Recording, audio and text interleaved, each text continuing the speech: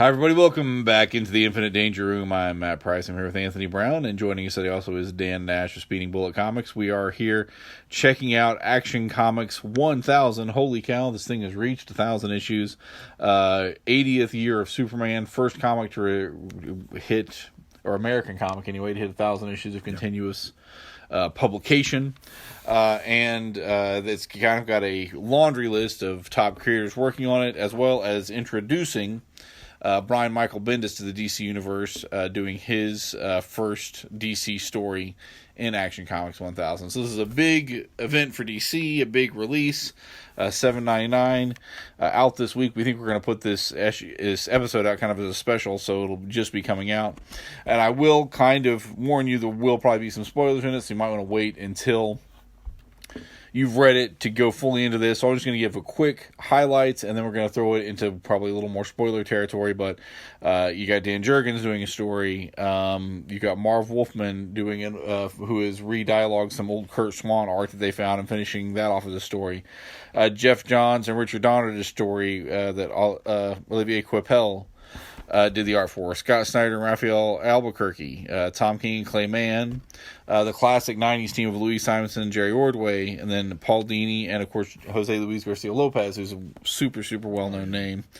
And then Brad Meltzer and John Cassaday, plus some pinups from a variety of people like Walter Simonson and John Romita Jr. and George Jimenez.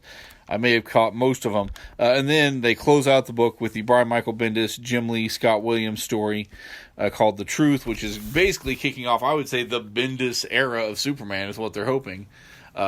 What's after this, he'll be writing Action and Superman, right? After, it'll be a Man of Steel miniseries, then you'll have Action Comics 1001, and then a new Superman #1. So this is kind of kicking off that era if you're wanting to get in on the ground floor. So from here on, probably some spoilers. Anthony, not known as the biggest Brian Bendis fan. I mean, I think we have maybe more pro than con at the table totally on Bendis, but I know Anthony's had some problems with some things he's done before. But so we're going to throw it to you, Anthony. As Bendis starts on Superman, what were your thoughts? I enjoyed the art by Jim Lee. I think that the story, as brief as it was, because, a lot of people contributed to the book, this story was very Bendis, right? Like, he introduced a new character, and now this new character has come in and has shaken up the Superman universe and landscape.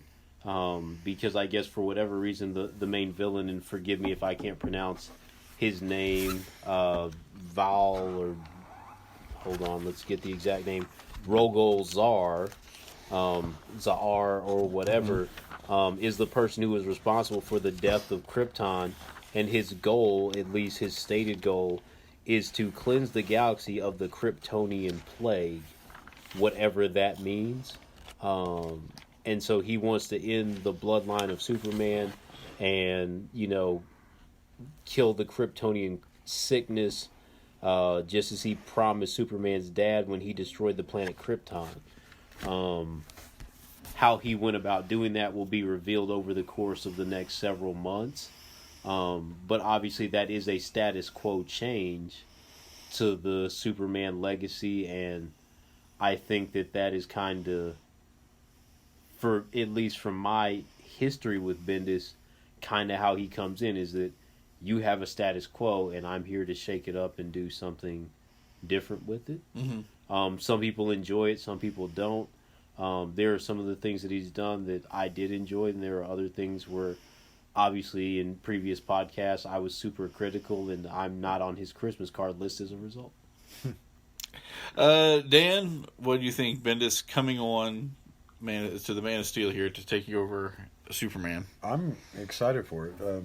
I'm unlike Anthony. I don't know a whole lot about Bendis' history. I do know that he was on Ultimate Spider-Man for the entire run. That's got to be one of the most long running and pretty stable running comics in the last God knows how many years. But I'm pretty excited for it. He's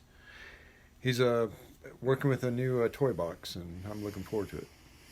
Yeah, I mean, again, it's a brief story. It's maybe 10 or so pages, but you get some Bendis dialogue. You get Jim Lee doing some cool Jim Lee stuff, and it throws you forward into what's going to happen, I think, and introduces new villains. I think it's a satisfying piece in and of itself, and I mean, how it plays out will be seen. I do think maybe moving over and doing some of these different characters is a way to maybe reinvigorate Bendis. I mean, I think if you look at his early stuff on Ultimate Spider-Man, I mean, that really reinvigorated fandom for a while, and I think this potentially could do the same thing.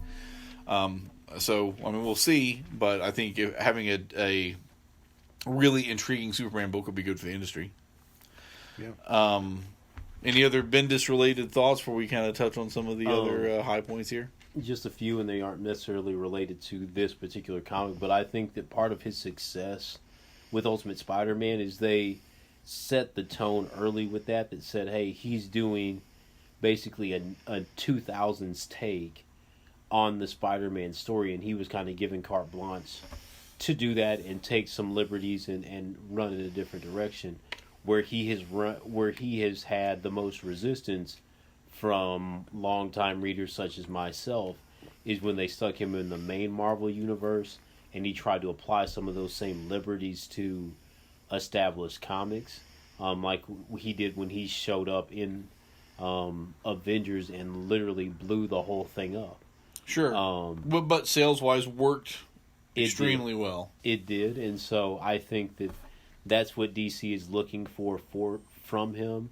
I'm very surprised they did not put him on a team book. I can understand the significance of putting him on Action Comics 1000 because of its significance as a comic, now and into the future.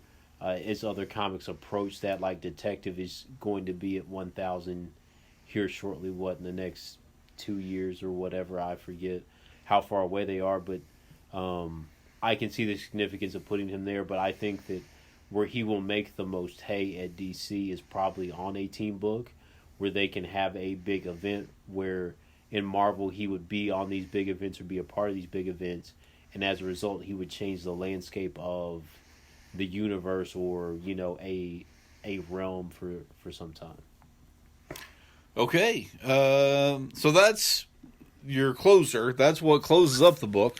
It opens up with From the City That Has Everything, which is kind of an homage title maybe for The Man Who Has Everything, the Alan Moore story. Dan Jurgens writes and draws it. He's, of course, the man who killed Superman, essentially, almost as associated with Superman as anyone, and has been writing the book up until recently. Right. So this is maybe his temporary goodbye, because I think he's maybe moving off the books to make room for Bendis. And it's a nice story that gives you why maybe Metropolis finds, or one of the reasons that he's so beloved by Metropolis. So I enjoyed that one. And the Kurt Swan piece, I think it was a little awkward, but I think they probably just literally found some Kurt Swan pages and were trying to turn them into a story that could fit in this. And for as big of a Kurt Swan fan as I am, that's pretty cool. Even if it's not the most dynamic home run story ever, it's kind of cool to have Kurt Swan get to be a part of this book. Yeah. I don't know, Dan, did you want to mention any of the ones that jumped out at you? Well, when I saw Kurt Swan's name in here, it literally hit me in the right there. Yeah, I was glad to see that. The story with Jose Garcia Lopez, boy, that his art's still as great as ever. I love that story. Yeah, that's some fantastic art. And a great story too. So yeah, really. I mean, some of these are really touching. They're all kind of showing a vision of Superman from these different creative teams. I liked the car, which gives you kind of a behind the scenes look at what was happening 1,000 issues ago, to some degree. We never got that story, did we? No, and I think that's a neat kind of thing that kind of know Jeff Johns for. Right. Like, oh, here's a piece of the story that you didn't know, and I'm going to fit it in. And working with Richard Donner is super cool with his history of Superman as well. So I really enjoyed the car, or I really enjoyed that one the most, and I didn't look at the creative teams on the book until until the end of each one, or obviously if it was there at the beginning. Because for me, my deal is who's doing the art, and then from there I kind of dive into the story. So I didn't read everything in order. I just looked and said, okay, here's that art, here's this art, and then let's do it that way. I did read the first story first because I'm a fan of Dan Jurgens and his art and everything else. So I was very surprised to see that there were several artists like Clay Mann and Olivier Coipel that are now working with DC, because I guess I didn't know that they had left Marvel, but I guess if I had looked harder and saw that they hadn't been drawing anything for them in a while, that it would have resonated a little bit more. Well, these are 10-page stories. They could be doing both. I don't know. For sure. 5 minutes, that story was kind of a neat. That almost felt like it could have been a lost issue from the 90s. I mean, It's obviously a little shorter with the number of pages, but that almost felt like it could have been a lost issue. And then Of Tomorrow was neat. That was kind of like, that was the type of story that you would have gotten like a Superman 400, or that felt like an anniversary issue story where you tell kind of a one-off type deal that explores something you wouldn't really explore in the regular book. So that kind of felt like a neat anniversary story. What else are we looking at here? The 5th season was Scott Snyder's and take into it. I guess more of a Superboy-esque tale. And then Faster Than the Speeding Bullet, Brad Meltzer and John Cassaday. That was another one that kind of felt like an anniversary type tale, but very well done, very well told. Kind of gives you, if you're like, well, what's Superman about? You could maybe read this story and you'd be like, okay, that's what Superman's about. I get it. And that's what I think this whole book does pretty well. If somebody's like, for some reason I'm unfamiliar with Superman or haven't read a Superman comic, if you pick this up and read it, you'd be kind of familiar with a lot of the tropes of Superman from reading this book. One of the things that I guess I had anticipated, if you were going to do this, is maybe have more of have him do a big fighty scene, where he's beating some people up. Obviously, the second story in here covers him fighting a lot of his historical villains, are basically retelling the tales of what has happened with him. So you see a page with him and Mongol. Right, that's Never Ending Battle that Tomasi and Gleason did, and they were the team on the other Superman book, so yeah. Exactly. So the Patrick Gleason stuff, the Never Ending Battle, I guess that kind of encapsulates it, but I figured one of these other stories would be like, hey, big villain, big generic muscle-bound villain X is here, and then, Superman uppercuts him into, 3 universes away, and then that's that. Maybe not a ton of punching outside of the Jim Lee story to some degree, and then the flashback type story. I didn't get. Let's see. Did we talk too much about the Dini one? Has got just. I mean, it's a cute, fun story, and it's also the Garcia Lopez's art is just, of course, outstanding. So, I don't know. I didn't feel like you missed a whole lot. I guess maybe less of a slugfest than you could have had, because there's not necessarily a big knockdown drag out, although you get elements of it in some of the stories. I think it's a good homage to 80 years worth of Superman stories. It's kind of encapsulating a little bit of all the good parts. Of a lot of the different kinds that you would get. Yeah. I think that his story is a lot lighter in terms of tone. When DC does, I imagine, something similar for Detective, it's going to be a lot grittier sets of stories. Which, that's the contrast between the two characters, obviously, is one is kind of the hero of light and what that represents, and one is the hero of darkness. So, I agree with Dan that this is a good way to look at everything and kind of sum up 80 years of Superman. And I guess the Scott Snyder one is the one that has the most Luthor in it. If you're looking at his relationship with Luthor being a key part, that Scott Snyder story kind of gives you that. His relationship with Lois is probably most in that Jurgen story. You get the newspaper, the Daily Planet stuff in the Louise Simonson, Jerry Ordway. So they hit a lot of the high points without... I mean, again, 80 years of stories, you're not going to necessarily be able to get everything. But this is... They did a fine job of putting together a package that I think you could hand to any number of people and say, here's kind of what Superman's about, and what do you think? So I guess my question, I guess one of the other things I guess was missing is that Lex Luthor is nowhere to be found. Well, just in that one story, right? But that's what I mean. Like I figured that he's his number one foil. So why is he more? Yeah, why isn't he more prominent as opposed to being in the one story? Well, that's a fair counter, I suppose. I think it's probably just because there's a lot of Superman, and so they probably said, "Well, you got the Luthor story." I guess I can see that. But even in the Never-Ending Battle, it's him versus Mongol, not him versus Doomsday. You know, so yeah, you're saying there's maybe not the Doomsday only maybe appears in the. I know there's kind of a shot of him in the Garcia Lopez one, right. You know, right? And then does he show up in the flashback story? Well, that's what I'm saying. In Never-Ending Battle, where it shows Superman's rebirth with him in the black and silver costume. Oh, it's after. It's after they kind of skip over the. Right, so it's like, but even then, like you see him getting he gets his reconciliation with Doomsday. However, in the book, or I guess in this particular book, you don't see him fighting Doomsday at all. Right. Doomsday would have fallen before the Mongol. Exactly. Yeah.